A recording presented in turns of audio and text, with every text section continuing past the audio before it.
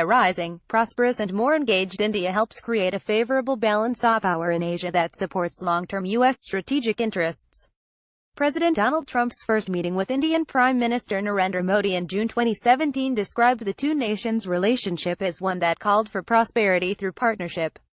On August 21, when President Trump publicly discussed the U.S. strategy in Afghanistan and South Asia, he specifically spoke about furthering the U.S. partnership with India. Almost 2 months later, in October, coinciding with a visit to India, Secretary of State Tillerson described U.S. efforts to deepen cooperation with India in the face of China's growing regional influence. India's foreign policy has historically been forged by economic and geopolitical strategic drivers.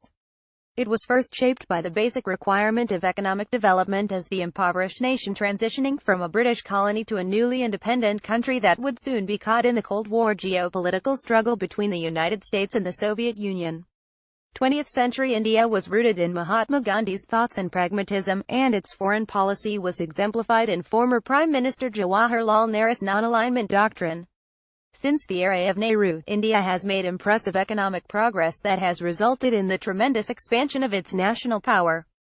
In fact, economic development continues to play a critical role in India's foreign policy.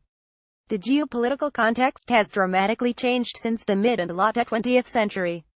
During the first quarter of the 21st century, a surging and economically powerful China and a multipolar geopolitical world defined new priorities and strategies for India. These challenges now shape Indian foreign policy under Prime Minister Modi. Modi, like Nehru, has leadership qualities that positively impact foreign policy engagements. Both prime ministers have drawn upon India's spiritual and cultural heritage to elevate their nation's international standing and advance foreign policy goals. They share visions for country's greatness on the world stage, which rests on their shared perceptions of India as a great civilizational state.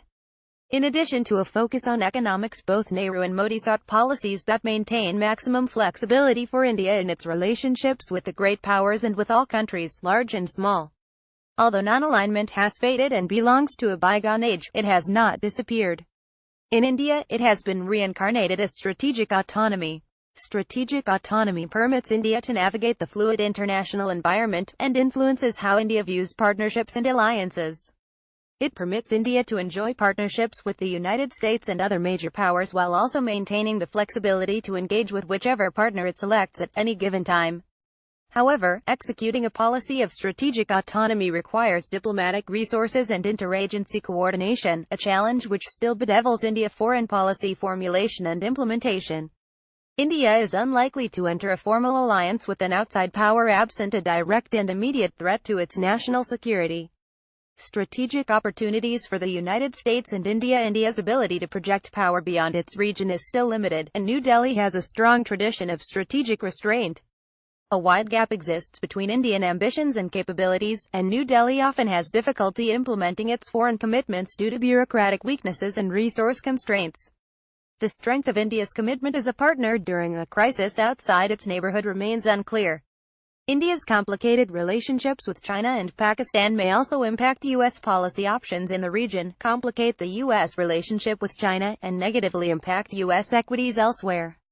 As the world's sole superpower, the United States is a convenient target for Indian government officials and politicians who want to demonstrate to various domestic constituencies India's independent foreign policy. U.S. support alone, though necessary, is insufficient for India's rise to great power status. India must make strategic choices and undertake the long-overdue economic and governance reforms needed to increase its comprehensive national power and capabilities. India also needs to build up its physical infrastructure and human capital in order to become considered a great power. Enhancing ties with India remains a logical investment for Washington in an uncertain world. For the United States, a closer partnership offers several advantages, such as encouraging India to assume more responsibility for tackling the world's problems. A rising, prosperous, and more engaged India helps create a favorable balance of power in Asia that supports long-term U.S. strategic interests.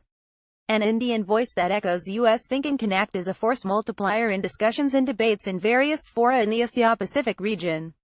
New Delhi supports a rules-based global order, and the Modi government has spoken in support of the peaceful settlement of maritime disputes and the importance of freedom of navigation operations. A democratic and diverse India, one that provides economic prosperity to its people, serves as an alternative model to other developing nations that might be attracted to authoritarian models. A capable and willing India could share some of the U.S. burden in preserving stability in the Indian Ocean region. India has demonstrated its capability to help in humanitarian and disaster relief efforts in the region. India's growing middle class will provide long-term economic benefits for the American economy and U.S. companies, which look forward to selling their products and services to millions of new customers. Pages.